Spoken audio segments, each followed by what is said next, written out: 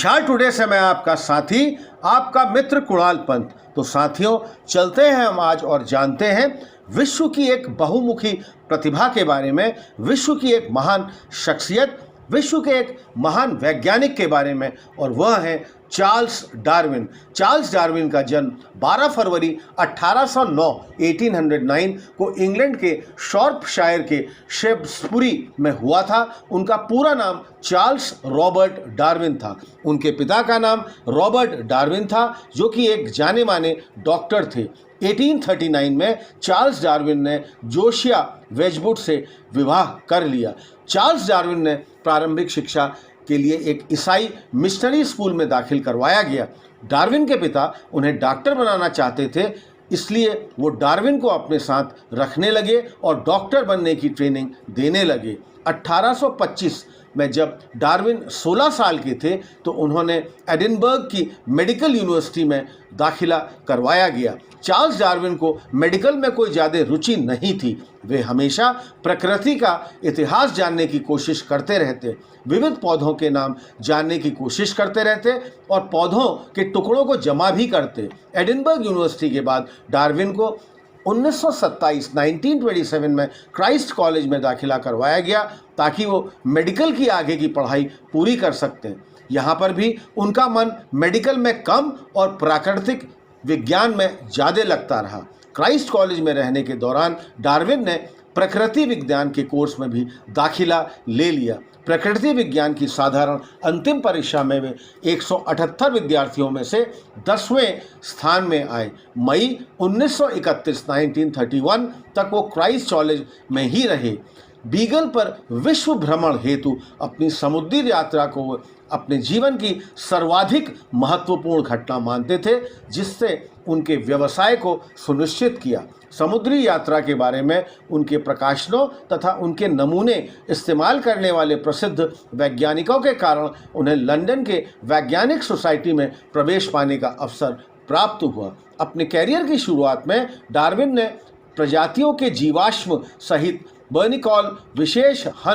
बर्नाकॉल विशेष हंस के अध्ययन में 8 वर्ष व्यतीत किए। उन्होंने 1851 से 1854 1854 में 2 खंडों के जोड़ों के बर्नाकल के बारे में पहला सुनिश्चित वर्गीकरण विज्ञान का अध्ययन प्रस्तुत किया।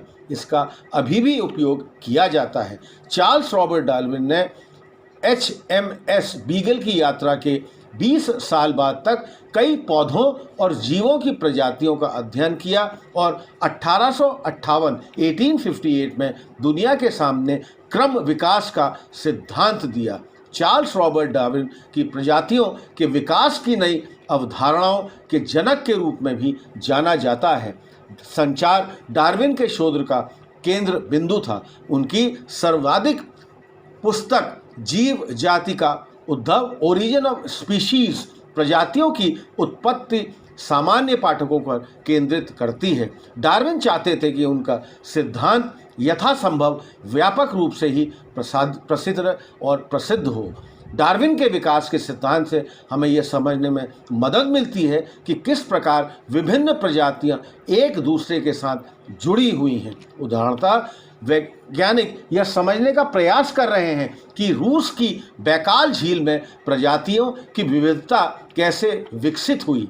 कई वर्षों के दौरान उन्होंने अपने सिद्धांत को परीक्षित किया और डार्विन ने अपने अधिकांश साक्ष्य विशेषज्ञों के लफ्ज़ पत्राचारों में भी प्राप्त किया। डार्विन का यह मानना था कि वे प्रायः किसी भी चीज़ों को सीख सकते हैं और वह विभिन्न विशेषज्ञों जैसे कैम्ब्रिज के प्रोफेसर से लेकर सूअर पालकों तक अपने विचारों का आदान प्रदान करते रहते थे।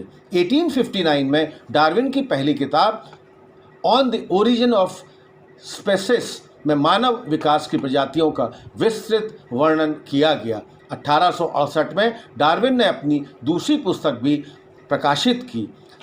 इस पुस्तक में दर्शाया गया कि गिने चुने जंतुओं का चयन करके कबूतरों, कुत्तों और दूसरे जानवरों की कई नस्लें पैदा की जा सकती हैं। इस प्रकार नए पेड़ पौधों में भी नई नस्लें पैदा की जा सकती हैं। विशेष प्रकार की कई प्रजातियों के पौधे पहले एक ही जैसे होते थे, पर संसार में अलग अलग तरह की भौगोलिक परिस्थितियां के कारण उनकी रचना में परिवर्तन होता चला गया, जिससे उस एक जाति की कई प्रजातियां बन गई। पौधों की तरह जीवों में भी यही हाल है। मनुष्य के पूर्वज किसी समय बंदर हुआ करते थे, पर कुछ बंदर अलेख से विशेष तरह से रहने लगे और धीरे धीरे जरूरतों के कारण उनका विकास होता गया और वह मनुष्य बन गए। अगर हम पुरस्कार की बातें करें तो डार्विन को बहुत सारे पुरस्कार मिले। चार्ल्स डार्विन के मुख्य पुरस्कार हैं रॉयल मेडल 1853, वोल्स्टन मेडल 1859 और कोप्ले मेडल 1864। चार्ल्स डार्विन की 72 वर्ष की आयु में 9 अप्रैल 1882 को Down House, Down, Kent, England में मृत्यु हो गई। तो साथियों, यह था हमारा आज का व्यक्तित्व।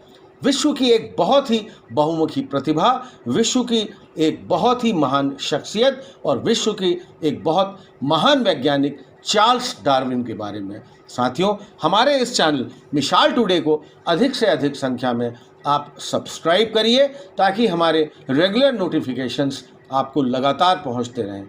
और हमारे इस चैनल को आप लाइक करिए। और हाँ साथियों, अपने कमेंट्स हमको आप लगातार पोस्ट करते रहिए। तब तक मैं आपका साथी, आपका मित्र कुणाल पंत, मिसाल टुडे, लखनऊ से।